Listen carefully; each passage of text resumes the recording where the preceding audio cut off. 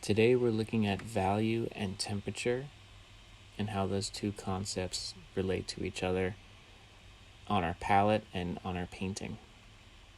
I have my pigments here set up from light to dark, going from left to right, and warm to cool, going from top to bottom.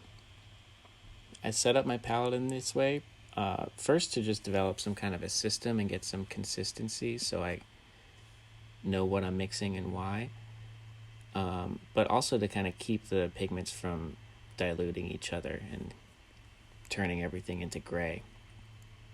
So in the top left corner, I have my lightest and brightest pigment, titanium white, and then they get darker as they go all the way down to the bottom right corner towards ultramarine blue. But so we've got titanium white, cadmium yellow, yellow ochre, cadmium red, burnt sienna, alizarin crimson, quinacridone magenta, and ultramarine blue. Again, ultramarine blue is the furthest pigment from the titanium white because it's the darkest. We don't want to put ultramarine blue right next to titanium white, but I'm also separating these pigments with temperature. So that's what I mean when I say warm to cool. The warm colors are across the top of the pigment, the cool colors are on the bottom. Ultramarine blue is really my only cool color. If you have more of those, you would line those up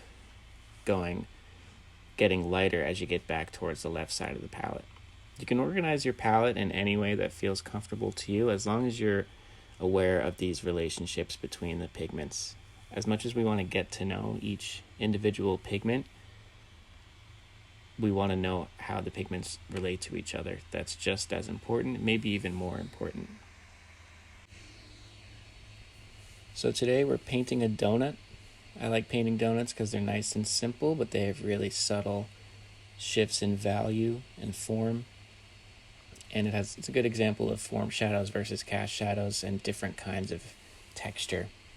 I'm starting out with a tonal underpainting here with burnt sienna and lots of Gamsol. I'm diluting the paint a lot, and I'm starting out just toning the whole canvas just to push back that really bright value of the blank canvas. I like putting a tone down because it makes the drawing stage a little bit easier to bounce between light shapes and dark shapes. So I call this the drawing stage because it's really just drawing with paint. I'm only really looking at light and dark. I'm not worried about saturation or warm versus cool or any kind of temperature shifts. I'm not worried about the color of anything. I'm just drawing as if I had a charcoal pencil or a ballpoint pen, but I'm using burnt sienna, and I'm also going to use a rag to kind of pull out the lights. But before I even get to that stage with values, I just want to make sure everything is landing in the right spot.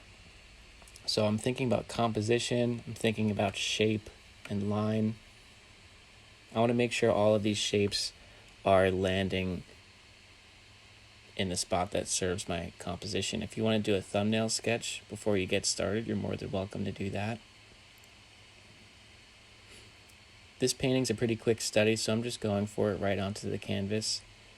And I have a pretty good idea of where I want everything to land at this point. But take as much time as you need here, figuring out where all of these shapes go. I'm starting to look at the shadow shapes now. I'm thinking about that cast shadow where the donut is meeting the table and merging that with the form shadow. As the form of the donut turns away from the light source, we get that subtle form shadow on the bottom half of the donut and also in that donut hole area. It's pretty subtle. If I squint my eyes when I'm looking at the donut, the difference between light and dark is pretty subtle, especially compared to that really white background of the tabletop. So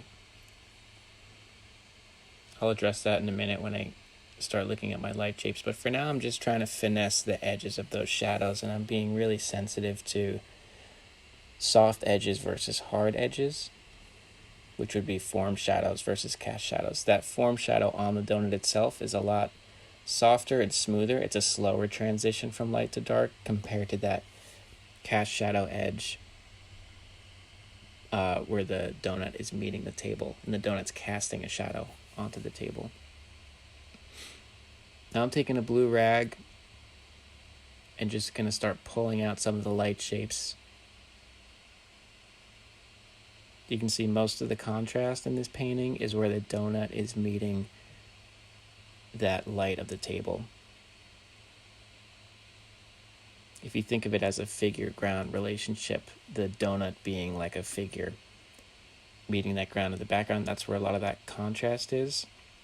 When I squint, the differences in the values in like within the donut itself aren't those jumps aren't too big. It's mostly darks next to darker darks, except for those two highlights. But so here I'm using the rag to kind of cut out that negative space around the donut to define the positive space of the donut itself. So this is I'm still thinking of this as drawing. When I say drawing, I mean I'm trying to get things in the right place. So I'm looking at the outer contour of the donut. I'm thinking about those kinds of edges, the form of the donut in the light turning away from us with the light of the background behind it versus that sharper edge cast shadow across the bottom. They're going to have different kinds of edges. Once you feel good about your drawing, you've got a good solid tonal underpainting, we're going to move on to what I call the block-in stage. So I'm going to look at the light shape and the dark shape of the donut and try and mix an average for each. So I'm starting out here with an average light shape. So this average light shape is going to be like a summary of the whole light shape of the donut. Everything on the donut that's being touched by the light, I want to summarize that into one color. So instead of trying to match that color perfectly, I just want to get it relatively close. It's going to be like a warm mid-tone.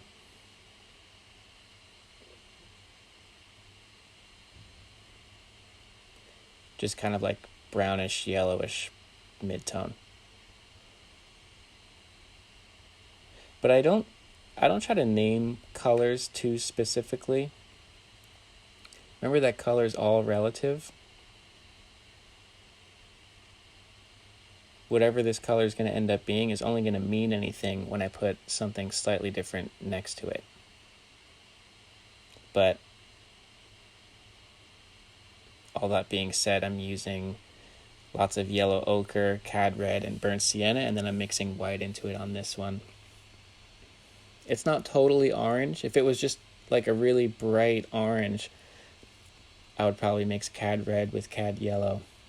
But it's a little bit desaturated, so I'm using more yellow ochre, which is still warmer, but it's darker and it has less chroma in it. And then the white itself, the titanium white, is a cooler white, so that's also going to desaturate it.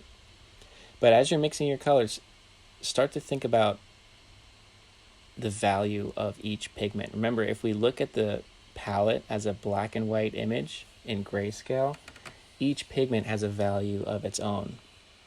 The value of cad yellow right out of the tube is a lot lighter than ultramarine blue right out of the tube.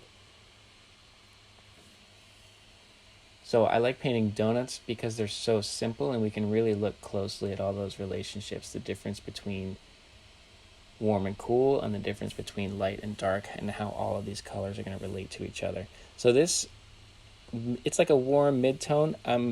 Even where I'm mixing it on my palette, I want to be aware of that spectrum I drew out in the beginning.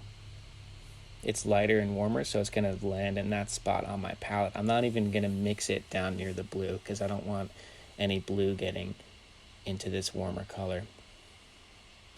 Now I'm going to mix an average shadow shape. Still warm, but a little bit cooler in relation to the mid-tone we just had. So I'm adding a little bit of cad yellow and a little bit of blue to give it like a little bit of a greener temperature, but still overall it's basically a darker brown, right? I'm only saying cooler because it's cooler in relation to that warm light shape that I just mixed. So there's a tiny bit of blue in here. If it gets too dark by adding the blue, remember when we add blue, since it's dark, it's going to bring the value of this paint down. So if we have to add a little bit of white to that, we can.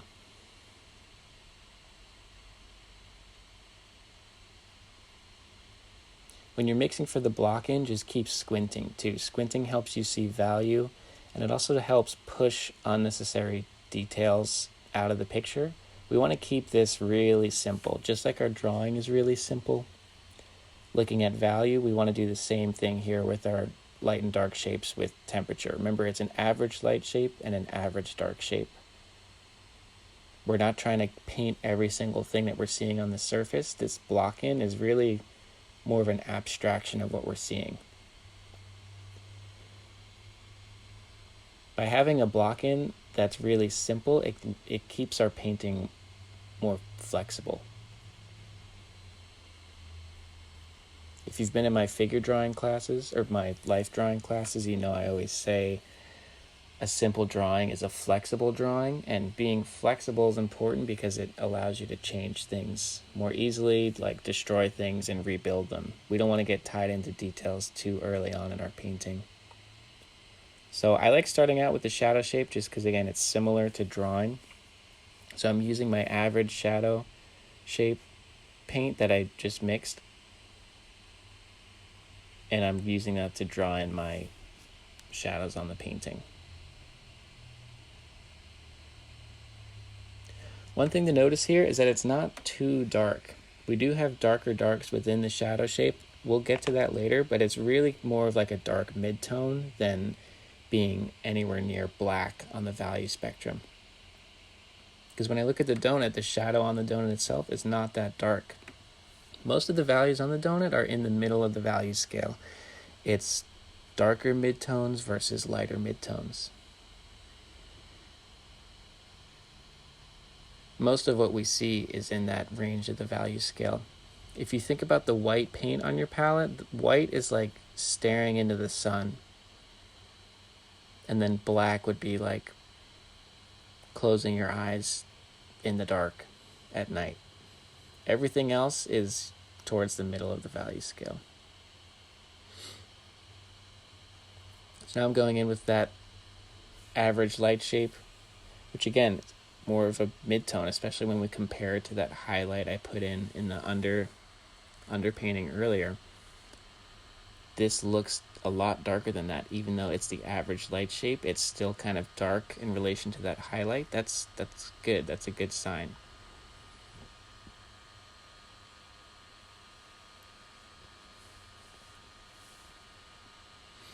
That means we're that means we're starting out in the middle of the value scale, and then we're slowly going to work our way out from there. We want to save those lightest lights and darkest darks for later. If we can create depth and form using these midtones against each other, it's going to make the rest of the painting go a lot more smoothly. So just like that with those two piles of paint, I've kind of already created a donut here. We don't have a million colors, we don't have a million values all spread out on the palette. It's just two piles of paint, an average light and an average dark. And we're creating contrast in the painting with those two midtones by having a variation with our edges.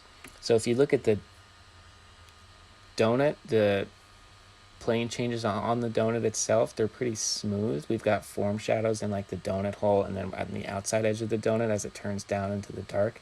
Those are softer edges. And then I have a way sharper edge for the cast shadow on the table.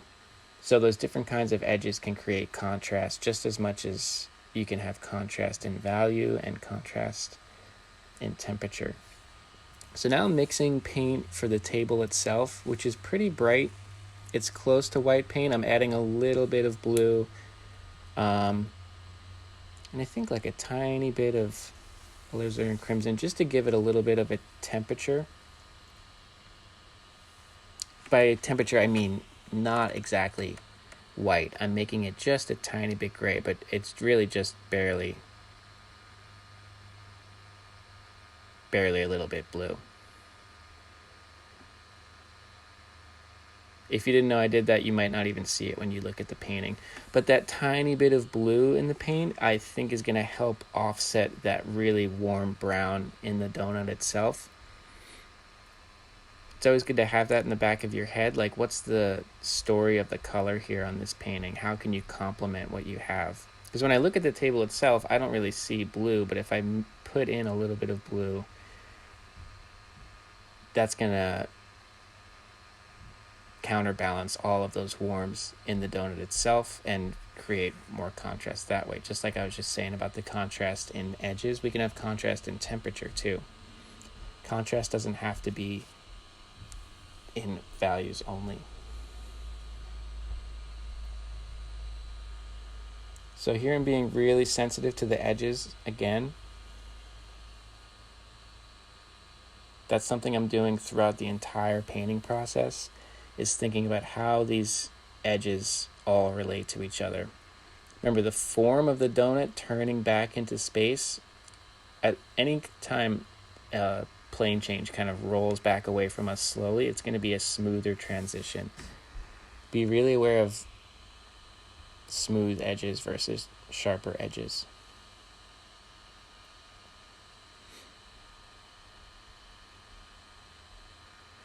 I always think the horizon of the water at the beach, if you look out at the ocean at the horizon, it's never that sharp of an edge. If we looked really closely, it would be pretty smooth because the earth is turning away from us. It's a rolling edge. A sharper edge that has a really clean-cut edge is going to be one that's turning away from us more quickly. Or if it's a shadow edge, it would be the cast shadow closest to the object. So if you look on the right side of the donut, on the bottom, that edge of the shadow is a lot more closer to the donut itself casting the shadow than the cast shadow edge on the left side of the donut is a little bit further away. That edge gets a little bit fuzzier, so I'm trying to be aware of that as I put these brush strokes in. But it's important to relate the object to the background or the figure to the background in any painting. It's important to do that early on in the painting. We don't want to section things off too much and work in isolation. Nothing on a painting exists in isolation. You don't want to avoid having islands in your painting. This painting is not so much about the donut or the table, it's about how those two things relate to each other.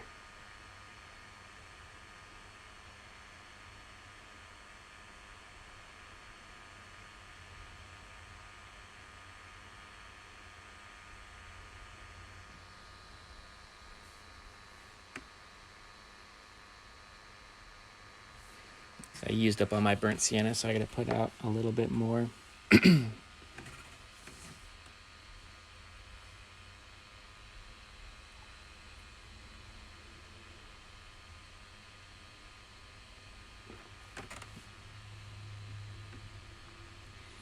So I'm mixing ultramarine blue with burnt sienna and white to get gray. I like mixing a gray that way because it's a pretty even split between warm and cool, and you can really dial in how warm or cool you want that gray to be.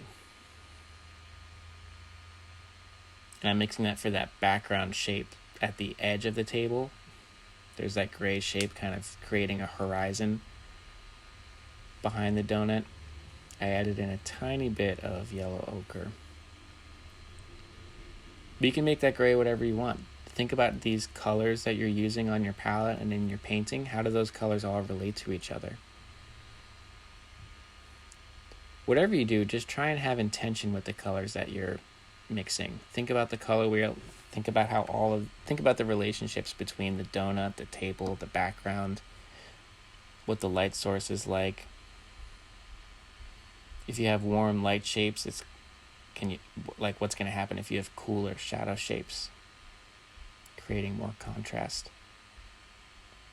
So that cool gray I'm putting in, I'm letting some of that burnt sienna underpainting kind of shine through.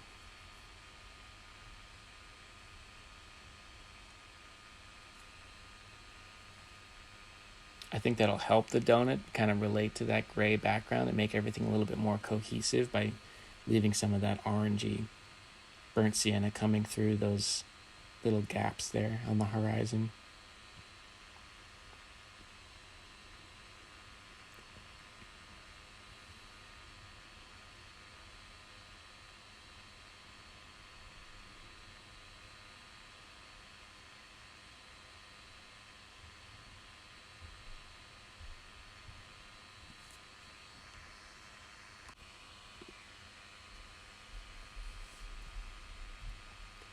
So now I'm going to go back to my average light shape and my average dark shape, and I'm going to start breaking up that value scale. So instead of just mixing those two together on the painting itself, I'm going to mix the value that goes in between them. And I'm going to do a warm and a cool version of that. You want to avoid blending things right on the surface of your painting. Number one, because it's going to just make the paint really thin, and when the paint is thin, it's a lot harder to control and move around and have like purpose with all your brush strokes. But also by mixing it on your palette first, it's going to help you really understand what's going on with the values and temperatures on your painting. So I'm looking at the mid-tones within the mid-tones. It's where the light shape is meeting the dark shape on the donut itself, and all those different variations in temperature there. So I'm using a little bit of that background gray color to desaturate some of that brown in the mid-tone there. And you can even see I'm moving it down towards the cooler side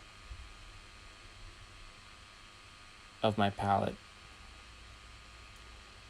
Remember, whenever you're mixing your colors, you always want to be thoughtful about where you're mixing it and where those colors are going to land. So now I want to have a color that has a similar value, but a warmer temperature. So I'm leaving it up towards the warmer side of the palette. And by keeping the temperature the same as that last color I just mixed, the value the same as the last color I just mixed, but the temperature a little bit warmer, that gives me a warm and a cool option as I go in and paint that mid-tone between the average light shape and the average dark shape.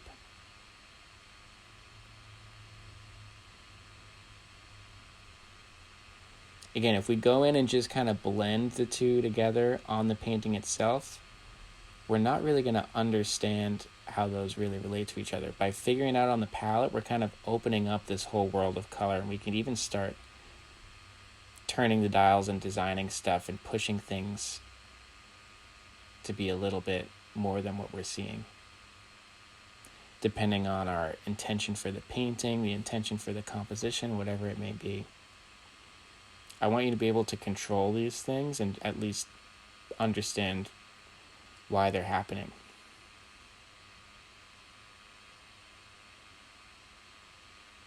The better you understand your palette and your pigments and your system for working with them, you're going to spend less time chasing things. We could just look at the painting and just kind of cite all these colors and try and mix them all perfectly, but I think you're going to paint with more intention if you really understand the whole system and how all these things relate to each other. We want to understand the relationship between all these pieces and not just the pieces themselves.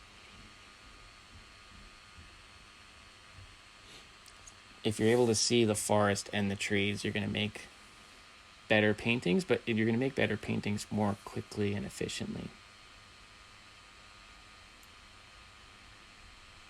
So I'm taking the warmer of the two I just mixed, going into that mid-tone where the light is turning towards the dark.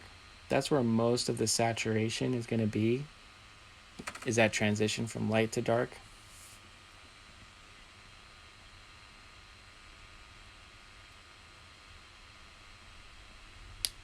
It's also really easy to lose saturation in your colors here, so that's another thing that's going to happen if you just blend it on the painting itself. You're going to lose some of that color. By mixing a new pile of paint for these midtones, we're going to maintain the saturation. We might even push it a little bit as we're turning from light to dark.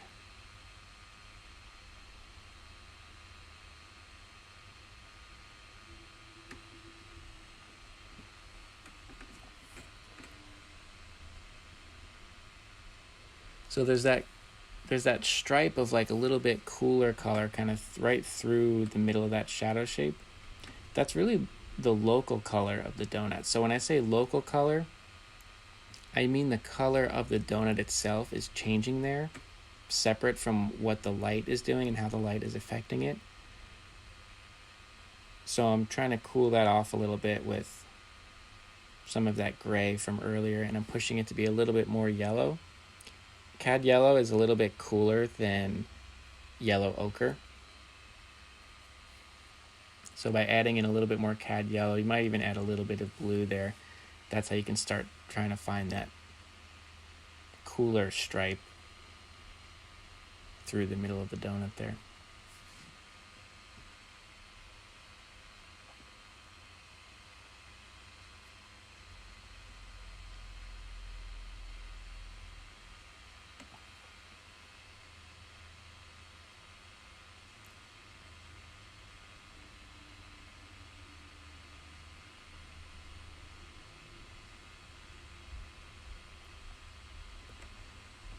So when I squint and I look at my painting and I look at the donut, I'm noticing that my painting, the donut's like a little bit dark still. So I'm going to start going into the light shapes and making some of those lights a little bit lighter, kind of inching my way towards that highlight.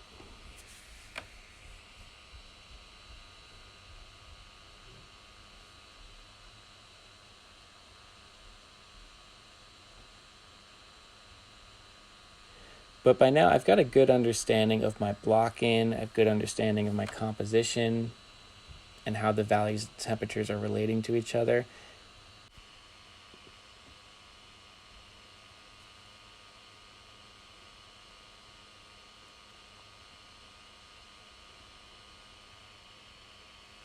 But I'm mixing this lighter light, I'm inching my way towards that highlight, staying on that lighter and warmer side of my palette there. You can kind of see on the palette itself I'm getting closer to my white paint. So all the paint that I'm mixing is sort of an echo of how all the pigments are laid out on the palette.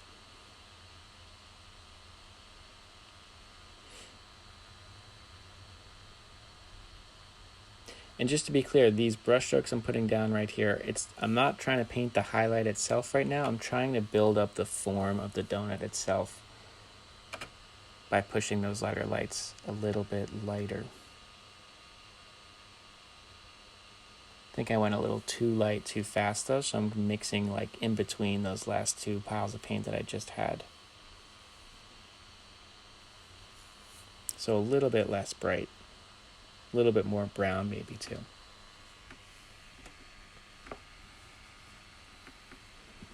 But since my palette is set up in the way that it is, I know exactly where I am on the value scale, and I know right where to put that paint when I mix it.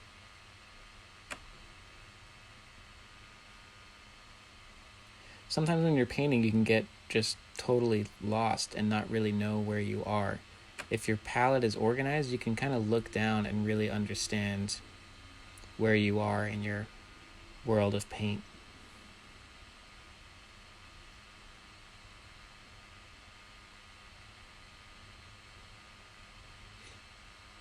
Your palette acts sort of as a roadmap of not what you're seeing, but how you're seeing it,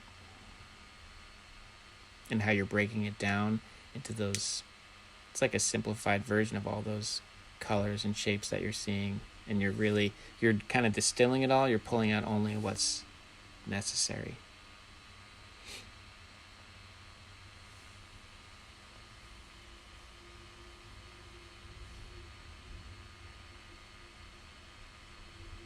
So there's some really subtle shifts in value and temperature in that donut hole as the form kind of turns away from the light a little bit more quickly. There's still a lot of light in that area, so it's not going to be as dark as the cast shadow edge on the table.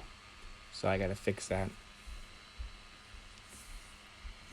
But on the left side of that shadow in the middle of the donut, it gets a little bit cooler, like those cooler midtones on the side of the donut closer to us too. So I'm just going to reorganize my palette here before I do that. Don't be afraid to reorganize your palette, like clean everything up, put all the pigments out.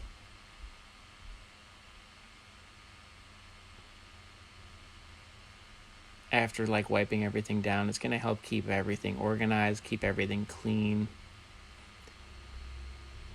It's also just really satisfying, I think.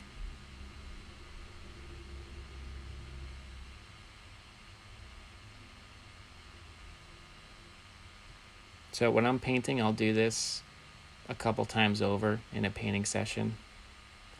It also forces me to just reevaluate what I'm doing. It's really easy to just get locked in without really thinking about where you're at. This forces me to be really sure about what all these pigments are and what they're doing and why I mixed up what I mixed.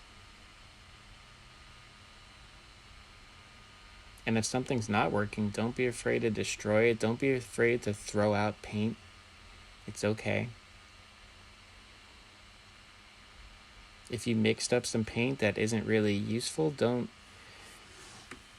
pressure yourself into finding a spot for it. If you do find a spot for it on your painting, that's great.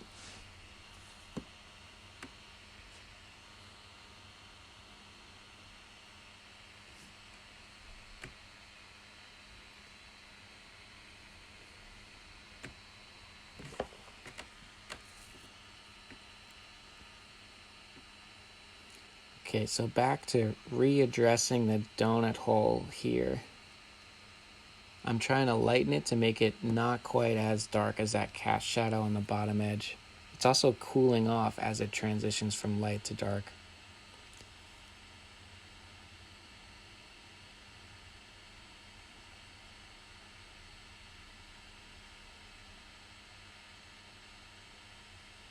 And now I'm doing the same on the closer side of the donut here.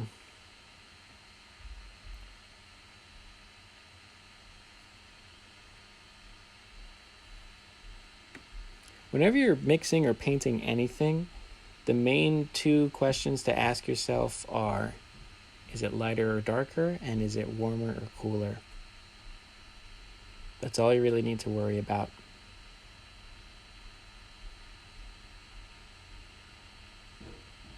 It's less about, do I use this red or that red, or what's the name of this color versus that color? A question I get from students a lot is, how do I mix that specific color? And the thing I always go back to is that color is all relative. It is important to know how to mix certain things and get to where you want to go using your pigments. And as you get to know your pigments more and more, that will get easier. But I always push my students to understand as best they can that color is relative, and the relationships between the colors matter just as much as the colors themselves.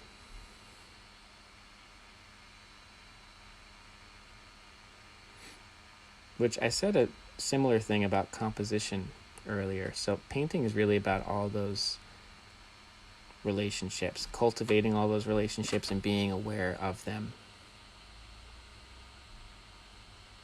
It's easy to think about all these things in isolation, like just painting only the donut and nothing else, but we want to paint the donut on the table with that horizon in the background and how all of those things kind of gel together. Just like painting the light shape and the dark shape, we can't paint them separate from each other. We have to paint how they're interacting with each other, because they literally define each other. Okay, so here I'm mixing up that cooler kind of stripe through the middle of the donut, that local color that is a little bit like a cooler yellow.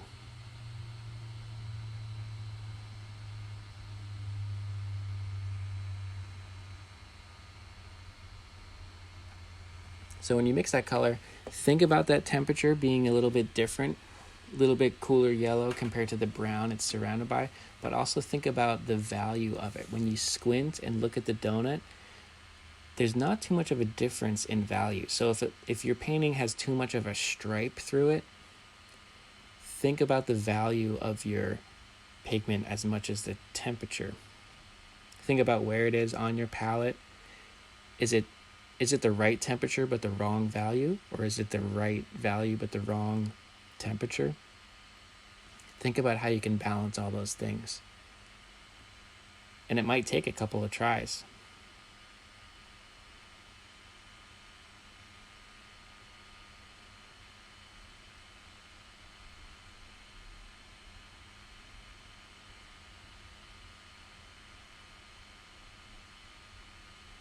When I'm painting, most of what I'm doing is looking and mixing, and then looking and remixing. It's not a lot of actual painting happening. But when it does happen, I'm trying to be really thoughtful about every brushstroke that I'm putting down. But each brushstroke is so loaded with intention because I just spent so much time looking and mixing.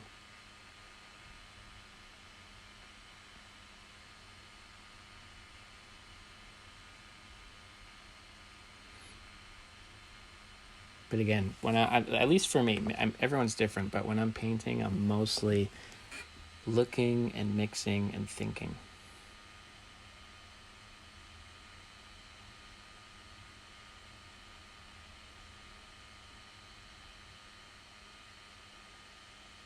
I used to give a lot of surf lessons, and I would always tell my surfing students that surfing's mostly paddling.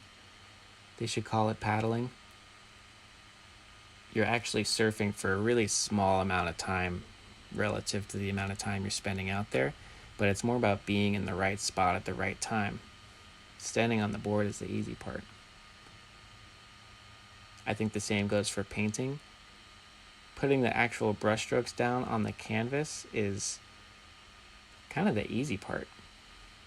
The hard part is understanding your palette and understanding yourself.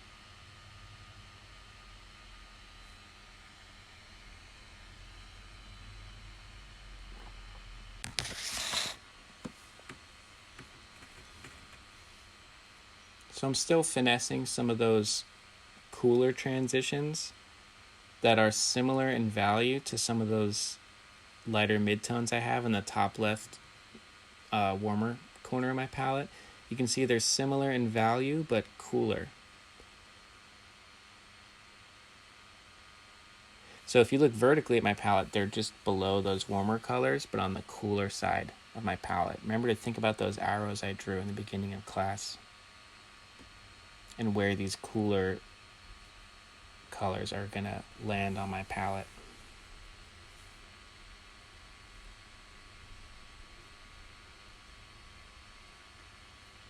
And then even though they're different temperatures, I can kind of slide them around going lighter or darker in value. So you might end up with multiple strings of value here. When I say string, I really mean like a little mini value scale. As you build up those multiple strings, you might start to look at how each one relates to the other. There might be strings leading to other strings.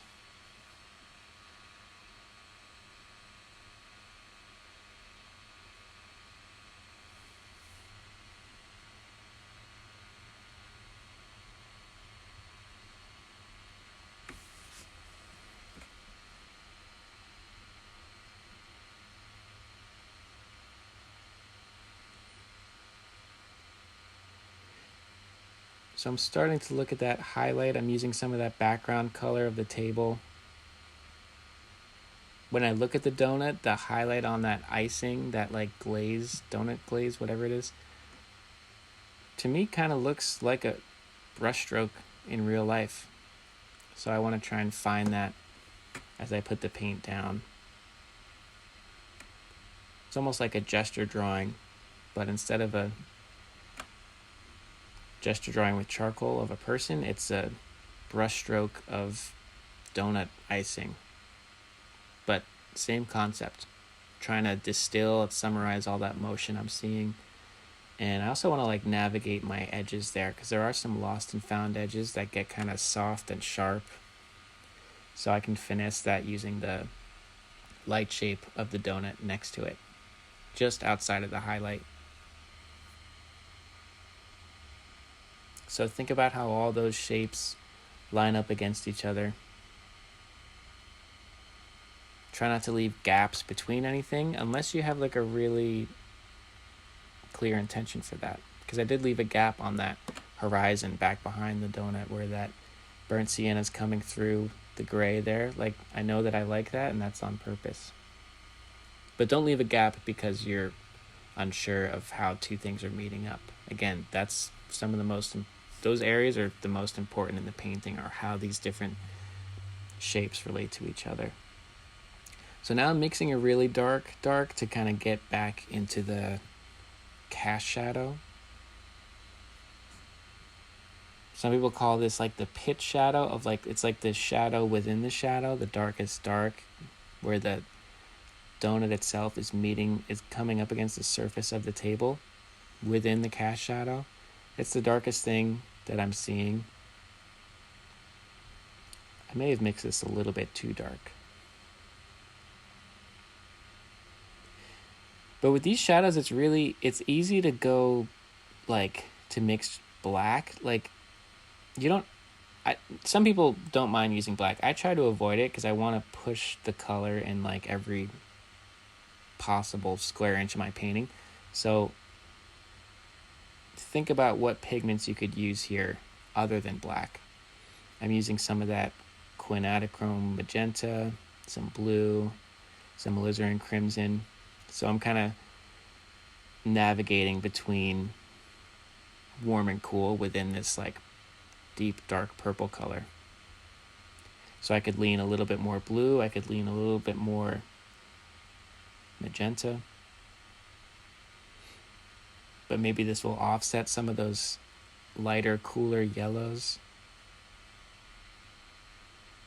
Maybe I could push it with a little bit more cad red. But have fun with it. If you think you see a color, but you're not sure if it's really there, try pushing it and see what happens.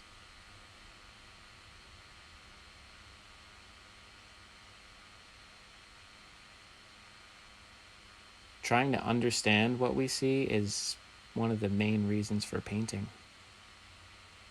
I think some would say that's kind of the only reason. It's just to really understand what it is that we're seeing and how and why.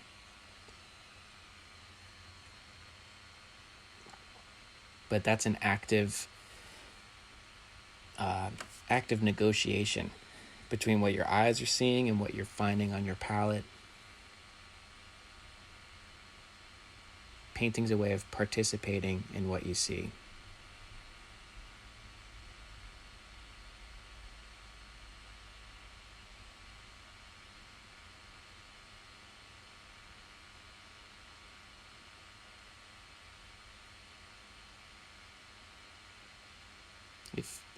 If you think of vision as sort of a construction of your brain and eyes, it's a construction just as much as your painting is. So we're using our palette and our painting to interrogate what it is we're seeing so we could better understand it. Which, depending on what you're painting, that leads back to trying to understand ourselves. Even if you're just painting a donut.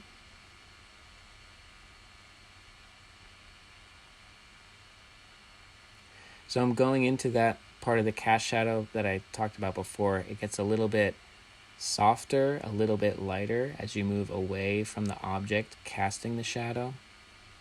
So if you've ever looked at your shadow on the ground, if the sun gets really low, that cast shadow of yourself is going to be sharper and more crisp, closer to your feet, and then the top of your head is further away from you. So that part of the shadow is going to be a lot softer and hazier. That's what's happening here with this cast shadow. On the left side of the donut, it's a lot softer and fuzzier. On the right side of the donut, where the edge of the shadow is closer to the donut itself, it's a lot sharper. So I'm using that as an opportunity to play with color even more. So you can see I lightened the shadow edge there. If you look at the value of my shadow, kind of swinging a little bit less dark as I go from right to left.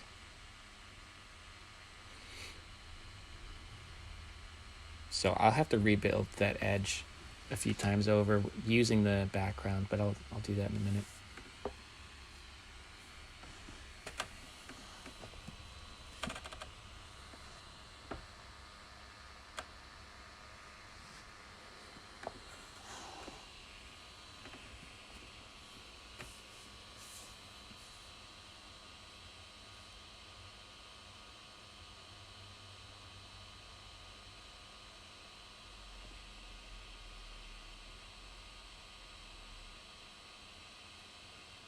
So I'm going in and softening some of those edges. Remember that edge of the donut turning away from us is like a tiny little horizon.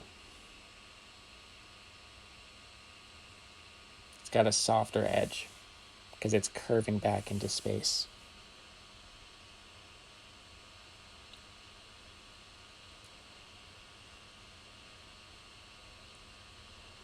I'm still kind of building and destroying and rebuilding again all those different edges that I'm seeing.